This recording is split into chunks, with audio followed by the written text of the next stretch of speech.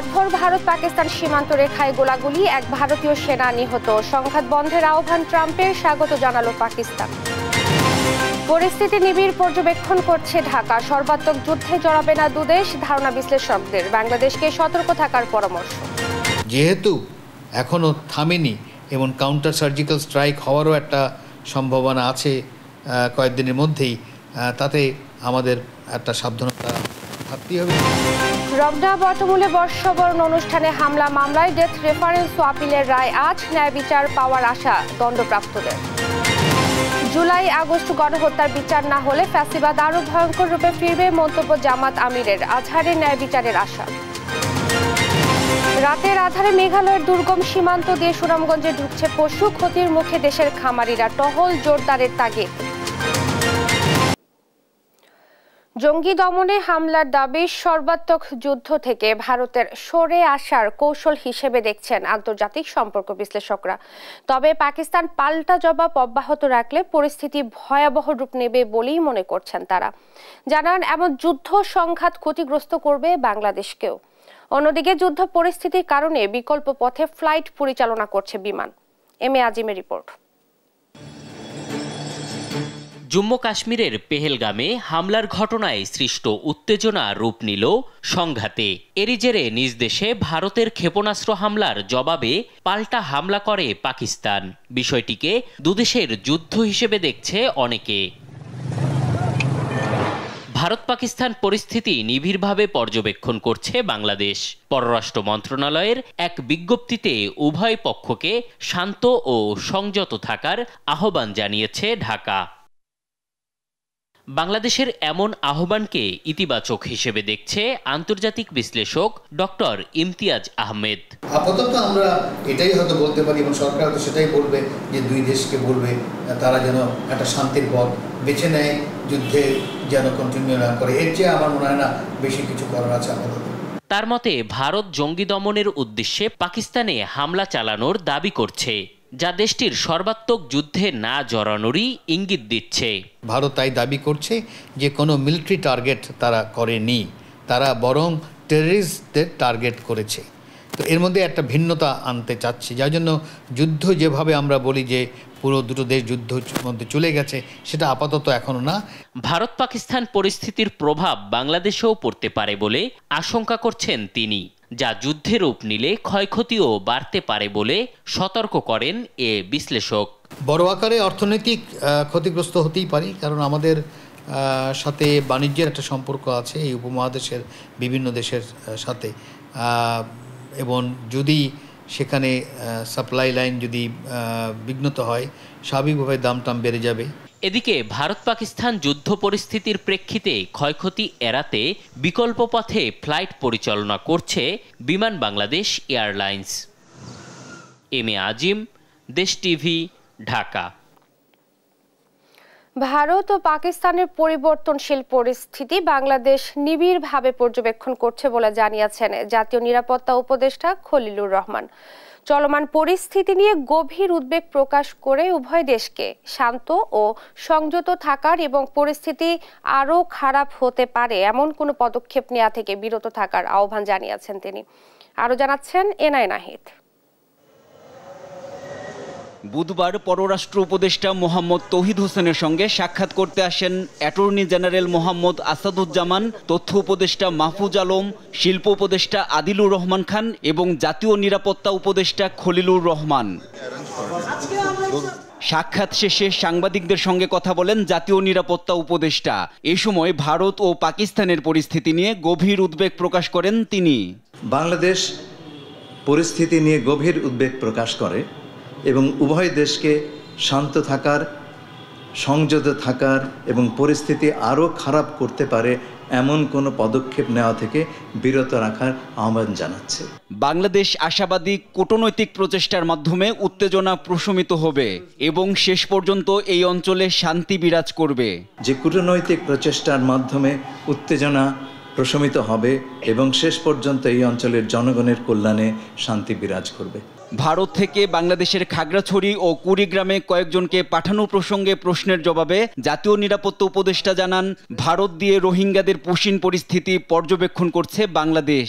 আমাদের সিদ্ধান্ত হচ্ছে আমরা কেবল আমাদের দেশের নাগরিক যদি কেউ থাকেন এবং তা প্রমাণিত হয় তাহলে তাদেরকে আমরা গ্রহণ করব এবং এটা ফর্মাল চ্যানেলে করতে হবে। এভাবে পুশ ইন করাটা সঠিক নয়। আমরা ইতিমধ্যে ভারত সরকারের সঙ্গে যোগাযোগের চেষ্টা করছি এই বিষয়ে। এনআই নাহিদ, দেশ টিভি, ঢাকা। রমনা বটমূলে ছায়ানটের বর্ষবরণ অনুষ্ঠানে বোমা হামলার মামলায় আসামিদের ডেথ রেফারেন্স ও আপিলের রায় আজ। গত 30 এপ্রিল বিচারপতি মোস্তফা জামান ইসলাম ও বিচারপতি নাসরিন আক্তারের সমন্বয়ে গঠিত হাইকোর্ট বেঞ্চ আজ রায়ের এ তারিখ ধার্য করেন। 2001 সালের 14 এপ্রিল রমনা বটমূলে পহেলা বৈশাখের অনুষ্ঠানে বোমা হামলায় 10 জন নিহতের ঘটনায় করা মামলায় 2014 সালের 23 জুন ঢাকার দ্বিতীয় অতিরিক্ত মহানগর দায়রা জজ আদালত মুফতি হান্নান সহ 8 জনের মৃত্যুদণ্ড এবং 6 জনের যাবজ্জীবন কারাদণ্ডের রায় দেন। রায়ে নিষিদ্ধ ঘোষিত জঙ্গি সংগঠন হরকাতুল জিহাদ প্রধান মুফতি আব্দুল হান্নান, বিএনপি নেতা ও সাবেক উপমন্ত্রী আব্দুস সালাম পিন্টুর ভাই মাওলানা তাজউদ্দিন সহ 8 জনকে মৃত্যুদণ্ড এবং 6 জনকে যাবজ্জীবন কারাদণ্ড দেন আদালত। এই রায়ের বিরুদ্ধে উচ্চ আদালতে আপিল করেন দণ্ডপ্রাপ্ত। 24-এর গণ অভ্যুত্থানে হত্যাকাণ্ডের ন্যায় বিচার নিশ্চিত না হলে ফ্যাসিবাদ আরও ভয়ঙ্কর রূপে ফিরে আসবে বলে মন্তব্য করেছেন জামাতে ইসলামের আমির ডক্টর শফিকুর রহমান। বৃহস্পতিবার সকালে আজিমপুর কবরস্থানে আইনজীবী ব্যারিস্টার আব্দুর রাজ্জাকের কবর জিয়ারত শেষে তিনি একথা বলেন। এ সময় তিনি আরও বলেন, আওয়ামী সরকারের হেনস্থা ও ষড়যন্ত্রের শিকার হয়ে ব্যারিস্টার আব্দুর রাজ্জাক দেশ ত্যাগ করতে বাধ্য হয়েছিলেন। জামাত নেতা এটিএম আজহারুল ইসলামের সম্পর্কে সাংবাদিকদের প্রশ্নের জবাবে জামাত আমির বলেন, অচিরেই ন্যায় বিচার পেয়ে মুক্ত হয়ে এটিএম আজহারুল ইসলাম এদেশের ইসলামী আন্দোলনে নেতৃত্ব দেবেন।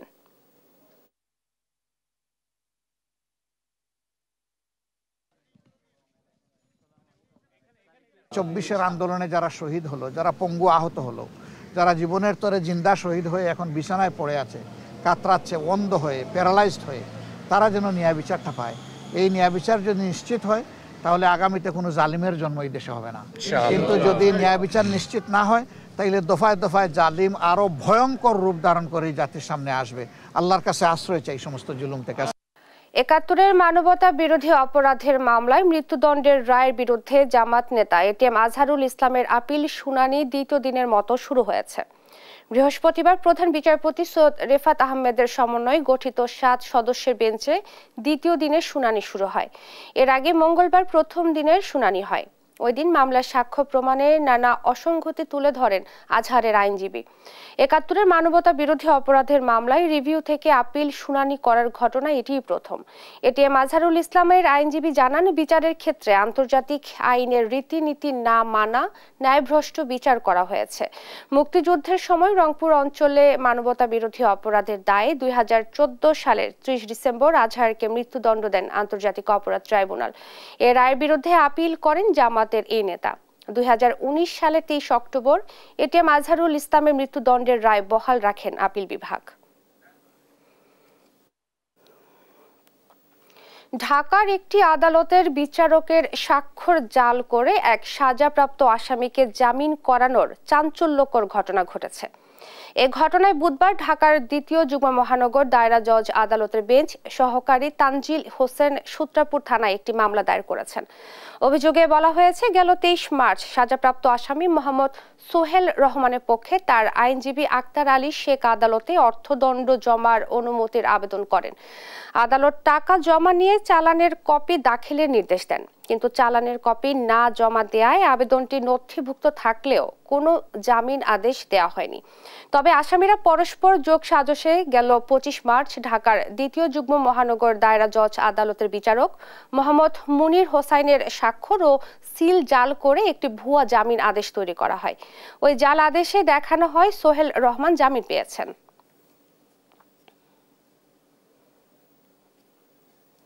সাবেক প্রধানমন্ত্রী শেখ হাসিনার ব্যক্তিগত বেসামরিক কর্মকর্তা এস.এম. মিজানুর রহমানকে গ্রেফতার করেছে নিউ মার্কেট থানা পুলিশ। বুধবার রাতে রাজধানীর ধানমন্ডি এলাকা থেকে তাকে গ্রেফতার করা হয়। বিষয়টি নিশ্চিত করে নিউ মার্কেট থানার ভারপ্রাপ্ত কর্মকর্তা মহসিন উদ্দিন জানান, মিজানের বিরুদ্ধে বৈষম্য বিরোধী আন্দোলনে হত্যা মামলা রয়েছে। ওই মামলায় তাকে গ্রেফতার দেখানো হয়েছে। এর আগে ঢাকা কলেজ ছাত্রদলের নেতাকর্মী ও পথচারীরা মিজানকে আটক করে পুলিশে সোপর্দ করে।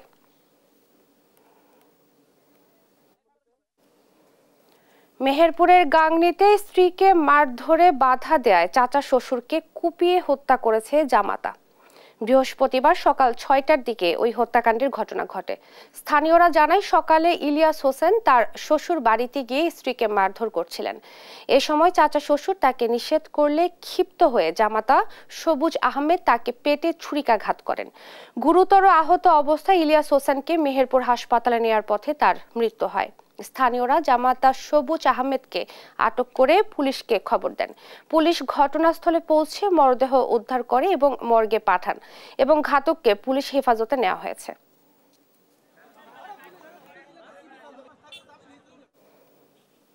ঈদুল আজহাকে কেন্দ্র করে সুনামগঞ্জের ছাতক ও দোয়ারা বাজার সীমান্ত এলাকায় বেড়েছে পশু চোরাচালান।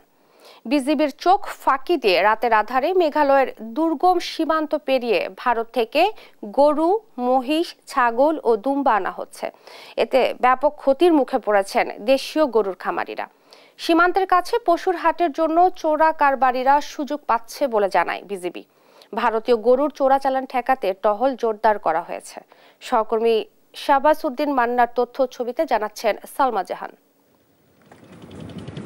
নৌপথে এভাবে অবৈধ গরু বিক্রির জন্য নিয়ে যাচ্ছে নেত্রকোনা ও সুনামগঞ্জের মোহনগঞ্জ, বারহাট্টা ও ধর্মপাশা পশুর হাটে। দুয়ারবাজার ও ছাতক উপজেলার বাগানবাড়ি, ভাঙ্গাপাড়া, মাঠগাঁও, শ্রীপুর, বাসতলা, চৌধুরীপাড়া সহ 30টি স্পটে রাতের আধারে সীমান্তের গোপন রুট দিয়ে গবাদি পশু নিয়ে আসে চোরাকারবারিরা। প্রতিযোগিতামূলক বাজারে শুল্ক কর ফাঁকি দিয়ে নিয়ে আসে ভারতীয় গরু। পরে স্থানীয় পশুর হাটে কম দামে বিক্রি করে অসাধু গরুর ব্যবসায়ীরা। এতে চরম লোকসানে পড়েছে দেশীয় খামারি ও উদ্যোক্তারা। আমরা গরু কষ্টে ফালি, ইন্ডিয়া গরু নামে দিকে আমরা গরু দাম পাই না। ও ভারতীয় গরু দামে গরু, যে গরু 50,000 এটা বেশি 40,000 বেচতে পারি না। গরু ফালে মন করে 15,000 টাকা খরচ হয়, কিংবা 10-12,000 খরচ হয়। ঈদের গরু তো নামে গেলে তো আমরা এইগুলা গরু বেচতে পারি না। সুনামগঞ্জ বিজিবির 28 ব্যাটালিয়নের নৌঘাটের পাশে মাঠে সারিবদ্ধ গরুপাল দেখলে মনে হবে ছোটখাটো পশুর হাট। গরুর শারীরিক গঠন ও বৈশিষ্ট্য পর্যবেক্ষণ করে প্রাণী সম্পদ কর্মকর্তা জানায়, মেঘালয়ের গরুর মতো পা ও শিং ছোট, কপালে দাগ, মসৃণ পশম সহ 10টি বৈশিষ্ট্য রয়েছে আটককৃত গরুর মধ্যে। সাধারণ মানুষ দেখে বোঝার উপায় নেই এগুলো ভারতীয় গরু। বিজিবির আটককৃত গরু জিম্মায় নিতে আসা দুয়ারবাজার উপজেলার মিতালি উচ্চ বিদ্যালয়ের শিক্ষকের দাবি, এগুলো ভারতীয় গরু নয়, স্থানীয় গরু। পানি সম্পদ অধিদপ্তর যদি বলতে পারে এগুলো ভারতীয় পানি সম্পদ অধিদপ্তর কি এই গরুর কি খাবার কি, এই গরুগুলো আজকে 3 দিনে কি বাংলাদেশে খাবার খায় না, এগুলো কি কথা? পানি সম্পদ আমি বাংলাদেশের মানুষ, আমার একটা পাসপোর্ট আছে। গরু আমি মিতালি পাবলিক হাই স্কুল আমি বৈধ বলবো না, আমার এলাকা বাজার থেকে গরুগুলা হাসিল করে নিয়ে আসছে। এদিকে ঈদকে সামনে রেখে সীমান্তে চোরাচালান প্রতিরোধে টহল জোরদার করেছে বিজিবি। সামনে ঈদ, তো সেটার পরিপ্রেক্ষিতে স্বভাবতভাবেই আমাদের কুরবানি ঈদ উপলক্ষ করে কিন্তু গরু আসার প্রবণতা হার অনেক বেড়ে যাওয়ার পসিবিলিটি বেশি। তো সেক্ষেত্রে আমাদের কিন্তু এই দোয়ারাবাজার সীমান্তে আমাদের যে ডিউপিগুলি আছে সেখানে আমরা কিন্তু অলরেডি লোক জনবল বৃদ্ধি করেছি এবং সেখানে আমাদের টহল তৎপরতা অনেক বৃদ্ধি করা হয়েছে। সুনামগঞ্জের মধ্যনগর, তাহিরপুর, বিশম্ভপুর ও দুয়ারবাজার উপজেলার সীমান্তের স্বল্প দূরত্বে সরকারের ইজারাধীন 4টি পশুর হাটের অবস্থান। নিউজ ডেস্ক, দেশ টিভি। আগাম বৃষ্টিতে ভাঙনের ঝুঁকিতে শরীয়তপুরের জাজিরা অংশের পদ্মা সেতু প্রকল্পের 2 কিলোমিটার রক্ষা বাঁধ। এরই মধ্যে বাঁধটির পাশে কিছু জায়গায় ভাঙন দেখা দিয়েছে। স্থানীয়দের মধ্যে দেখা দিয়েছে আতঙ্ক। ভাঙন ঠেকাতে দ্রুত, স্থায়ী আর টেকসই বেড়িবাঁধ নির্মাণের দাবি তাদের। সাইফুল ইসলাম আকাশের তথ্য ছবিতে জানাচ্ছেন আব্দুল্লাহ আল মারুফ। শান্ত পদ্মা কিছুদিনের মধ্যেই ফিরবে তার চিরচেনা আগ্রাসী রূপে।